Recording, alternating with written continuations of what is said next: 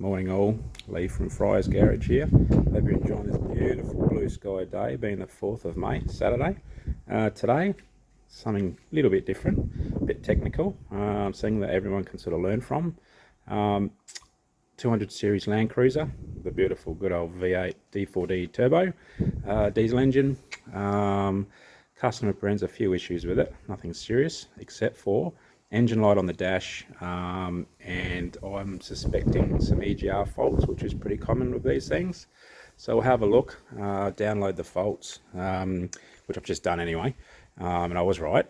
Anyway, let's have a look. So unfortunately the EGR stuff is a part of automotive life, unleaded fuels and diesel fuels. Okay, so EGR is exhaust gas recirculation system. So basically that's we're sort of recirculating a little of the exhaust gas back into the engine at a different ratio to new air, new fuel mixture, to try and keep emissions down. But unfortunately it causes all sorts of issues, and also it damages engines if you do not maintain it well. So fault codes, let's have a look.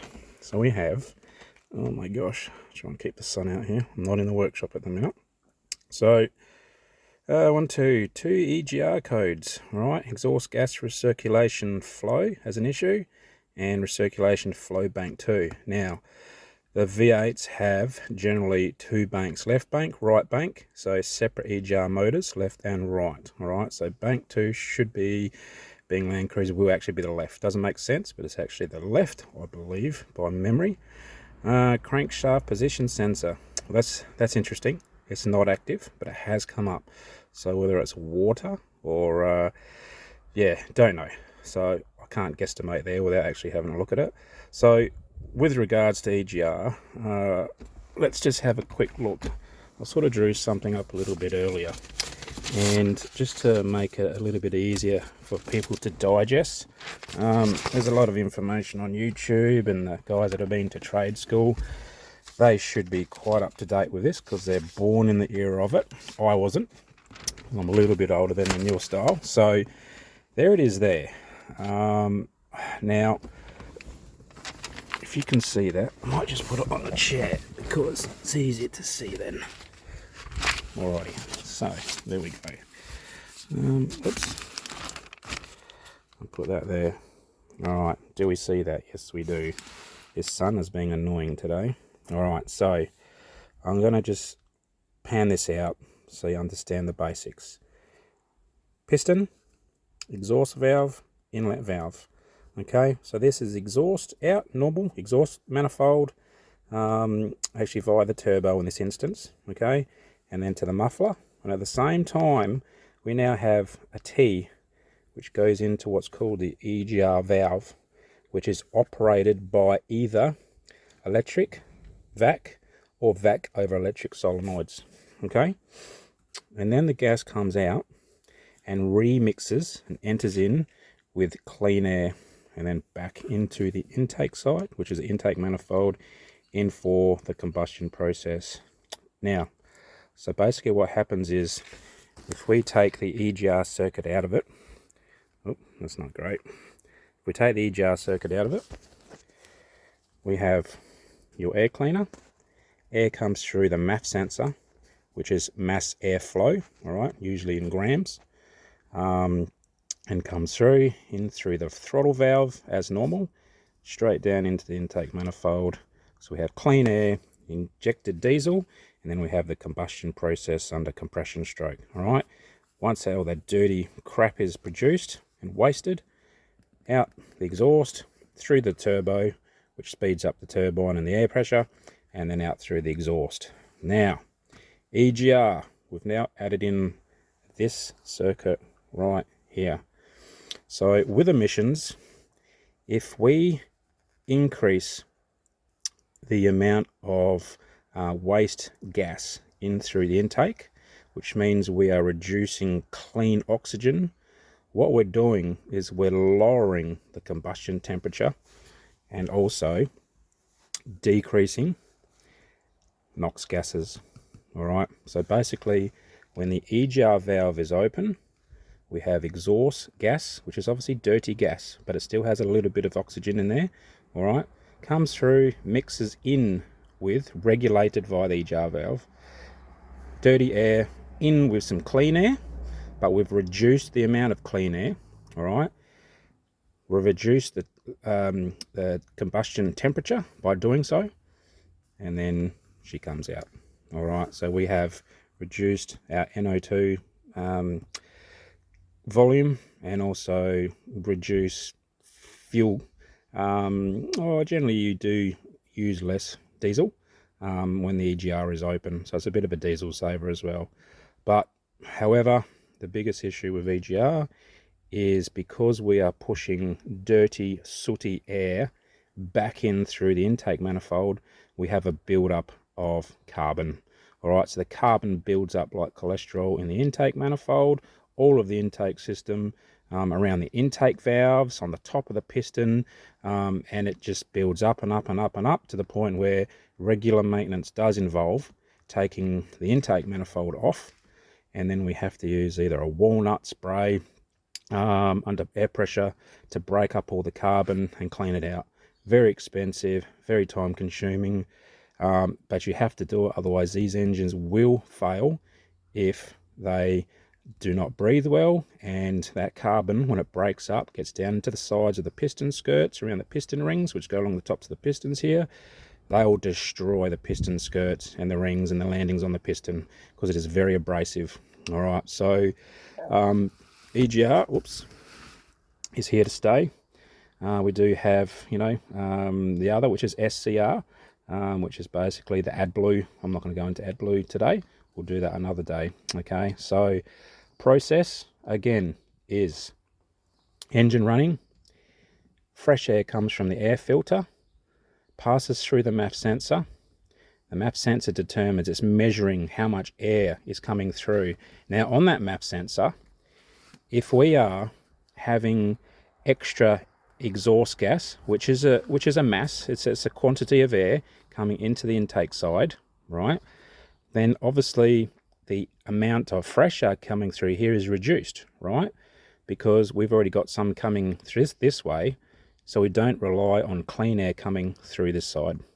All right, so when the EGR system is activated, the MAF sensor reading will decrease, and I'll show you that on the scan tool in a minute. Okay, if the EGR is off, we have no extra airflow coming through into the intake to mix, so the engine is relying on complete clean air straight through. All right, so if we're relying on clean air, then that MAF sensor is going to be at its maximum value at that engine RPM level.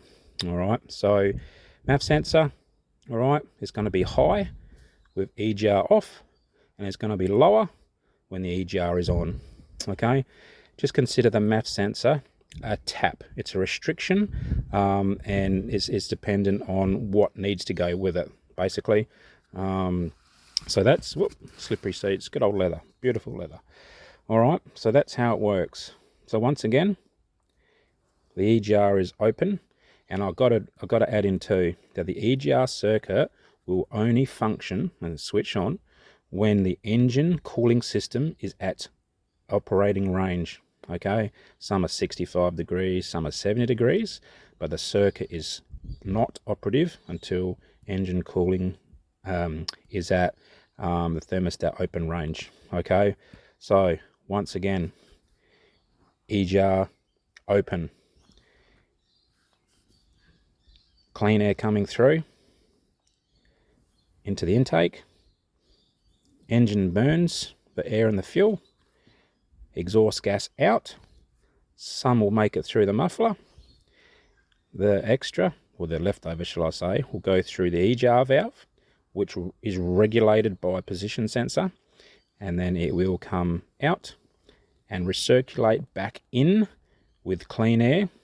All right, so we have a lower combustion temperature here, basically, and your MAF sensor will be of a lower reading.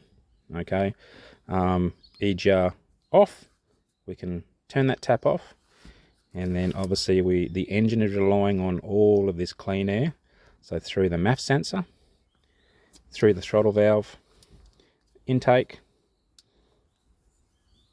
combustion process straight at the exhaust and not through the EGR. All right, so the engine will run its best and its most powerful with clean air, clean fuel, straight out. Okay, but like I said, the combustion temperature will lower a lot when we restrict the amount of clean, or oxygen shall I say, the amount of oxygen, and mix it with parts of from the previous combustion process, and that's what reduces our emissions. Okay, so the EGR circuit, exhaust gas recirculation system, is nothing but to reduce the combustion temperature, which in turn lowers the emissions, being NO2s, all right, NO3s, all of the nasty stuff. Okay, and that's how it works, guys. All right, so I'm going to plug in with a scan tool to the old girl, the 200 series, and then we'll go for a drive, and I'll actually see what our live data is, as in oxygen, EGR position, and the MAF sensor readings. All right, so let's go for a drive. I'll get it up to temp, and that'll be back. See you in a minute. All right, guys, I'm back. So we've just gone for a drive. We can see there that the coolant temperature is 78, so that is operating temperature. Intake air, so she's warm under the bonnet there, so she's obviously going to be up instead of ambient temperature. Now I can see that the calculated load, which is bouncing sort of between, what's that, 17 to 19, is quite high for idle. Now this engine is under no load at all. Air conditioning compressor is not on, the alternator is not charging, so these engines basically are sort of around about 15 to 16% grams per second, all right, of air. Sorry, mistake. So yeah, load should be about 15 to 16%, and the MAF should be a little bit lower than that. It should be around sort of the 20-ish constant, and it's not doing too bad there. However, it's still a little bit high, and it's just fluctuating quite a bit. Now, just for testing sakes, I just want to show you what happens. I'm going to put the air conditioner on, and I'm going to show you what happens and how the calculated load changes on the engine, and the amount of air in grams a second that the engine ingests just by putting the engine under a load. Okay, so I'll just put the aircon on. Well, hopefully the scan doesn't fall off my leg, just bear with. So we will turn the aircon up. Now when that compressor kicks in, we should see that calculated load raise, and the MAF will also go up. Look at that. So MAF's gone up to around the 30, calculated load is now around the 20. Now the aircon compressor is just cut out, so now we're back to the unloaded position, which is still a little bit high. So I'm going to say the reason that load is a little bit more is because we do have a lot of carbon buildup on the engine intake system, and the engine is struggling to breathe at idle, so it really needs a clean out. All right, and that will get us back to, you know, around this sort of, you know, 14.5 to 15.5% load. Okay, so and then the MAF should go down a little bit too. So the engine's just basically trying to really sort of suck in that air to keep alive, because there's restriction. I call it cholesterol. Anything within a small area, as in a tube, a pipe, whether it's, you know, blood, hydraulics, air, EGR gases, doesn't matter. If there's a restriction or a narrowing in that diameter of that wall, then obviously whatever is flowing within it is going to be restricted in volume. So we need to get rid of the shit that's around the wall, which is basically your carbons in this scenario. So there will be soot galore everywhere. Quite an extensive job to do, very time consuming. So there we go. Aircon compressors cut in again, the MAF's gone up, and also the calculated load went up. So there we go, guys. I'll tell the customer we need to take the intake manifold off, the EGR valves off. We'll have to take the coolers off, because an EGR circuit generally has a cooler as well. So the exhaust gas goes through tubes, and around the tubes is the engine coolant, and that's what super cools the exhaust gas, because obviously exhaust gas is quite high when it leaves the cylinder, the piston cylinder, and then it rapidly cools when it goes through the EGR cooler to come back into the intake. Alright, so hope you learned something there, guys. I'll put this video into the YouTube account, and if there's any questions, if you want me to explain anything, just do the little message thing. You know how it works. I don't really, but I'm learning. Alright, so have a good weekend, and we'll come back for another little adventure on the next project. Alright, take care, guys. Keep learning.